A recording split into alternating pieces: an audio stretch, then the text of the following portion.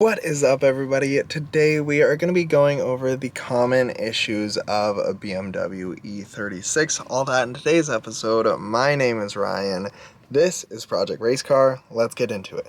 So, I've been absolutely horrible about posting and keeping up. I believe that the last time I posted was 2 weeks ago, so I apologize for that. It's been super busy, and I've had a whole bunch of family out and not a lot of content. So, with the E36, I've been doing a bunch of small stuff and trying to fix up everything that is minorly bad with it. And so with that, I have found out that this E36 has pretty much all the common issues of an E36. So I wanted to go over what you can look out for and how to fix a lot of these things. If you guys have an E36 or are looking to get one, you guys should look out for some of these problems and just make sure that these are all good before you buy the car. A lot of them are easy fixes, and since E36s are so well known, there is so much aftermarket support for them. So one of the first things that I want to bring up is the trunk latch. When I first bought the car, if you pressed in and shut it, it wouldn't actually shut or latch. No matter how much you pushed on it or anything like that, it would not latch. What you need is this trunk latch support. And basically it's just this small little piece of metal that supports the bracket on here. And you can pick these up on Amazon for like 15-20 bucks. And it shipped in 2 days and was really easy to install. So that is all I needed to fix the trunk latch. Easy peasy. Another common issue I noticed was the window regulator, especially on coupes. Since coupes have the door just as a window, there is a little sensor in here that moves the window up and down. And so you can have a lot of issues with it. So if your window isn't fully rolled up, you can mess with that and get it realigned. So that has been kind of something that I've been working with and trying to figure out. While we're talking about doors, we should talk about the door cards. Now, one of the biggest things with the E36s is the door cards don't like to stay on. Since these cars are verging on 30 years old, a lot of the plastics are very brittle in them, and so a lot of the, especially if the door card has been taken off before. Another common issue is the window regulator, so oftentimes the door card needs to come off, and so the brackets holding on the door card will actually break and just shatter, and so either getting new brackets or getting new door cards is the way to go. I believe that in this car we are just going to get a door card panel and call it good. They are pretty cheap and easy to make, and I think they look pretty cool. So a lot of the issues with E36s come into play in the interior. The interiors are really cheap and they kind of just fall apart over the years. So if you guys are getting an E36 or an E46, oftentimes the roof liner will be bad. I'm going to get some like sticky glue, and I'm going to reupholster and kind of get this back up so that it doesn't look so bad and tacky. So this E36 shifter actually feels so terrible, which is quite funny. So pulling this off, when we shift into gear, hold on, we are just going to completely pull it off. Okay, so when we shift into gear and shift into second, do you see that little bit of play coming in and out? The transmission, like the shifter on the transmission, has bushings, and so those bushings will eventually just wear down after all the shifting.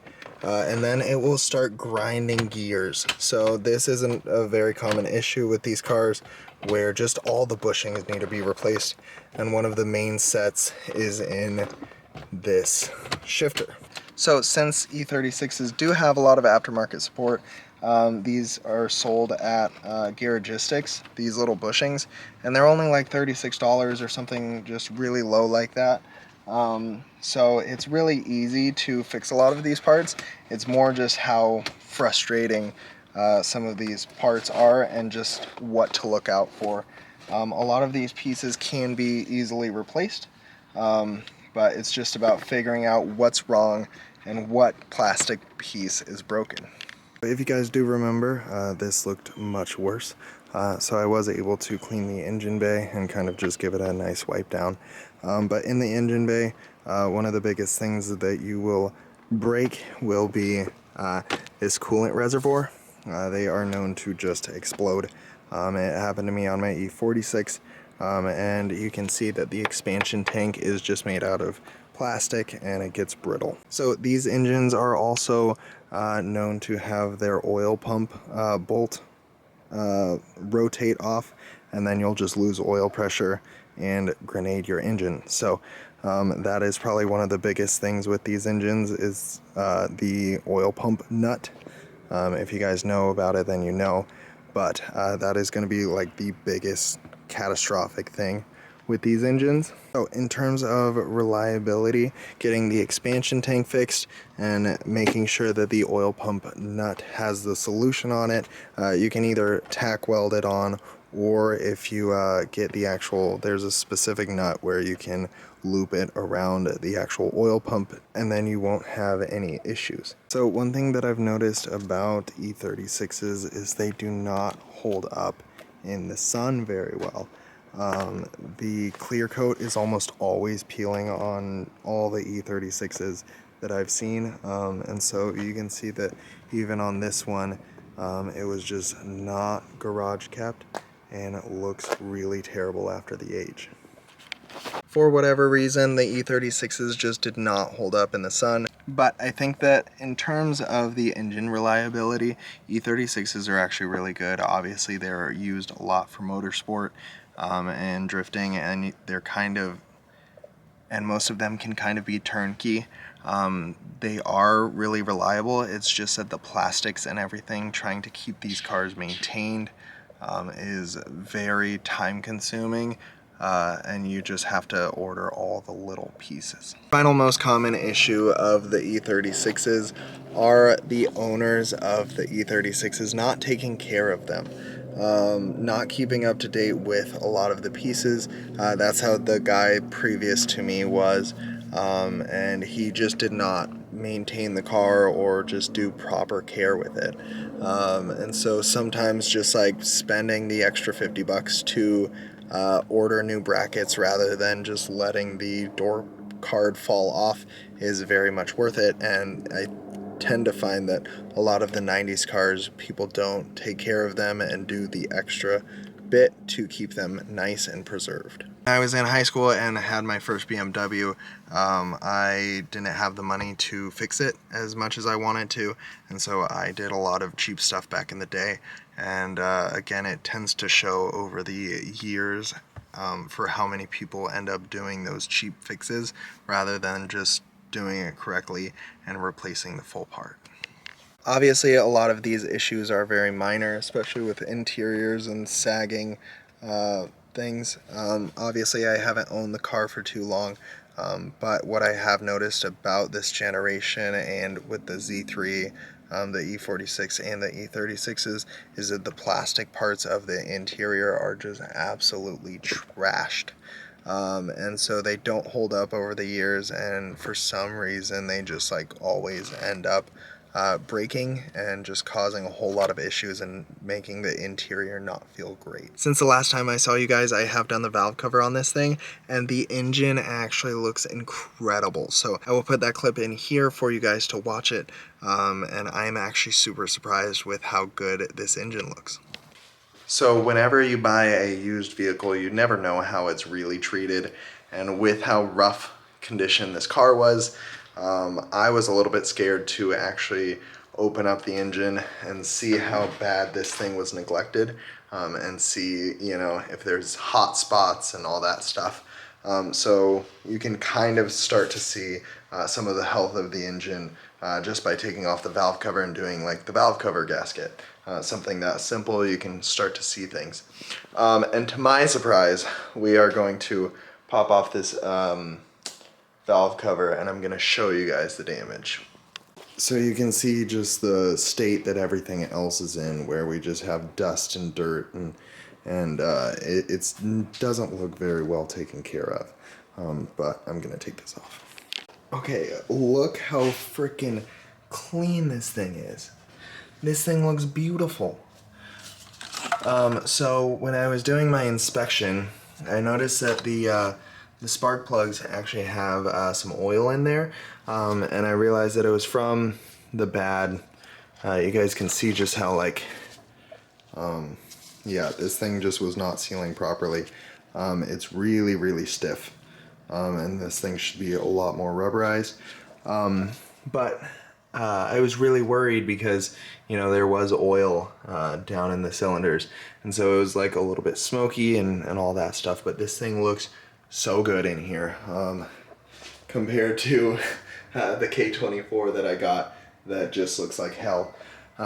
This thing actually looks pretty low mileage. Like there's very little wear marks on the actual cams for being a car that's 30 years old.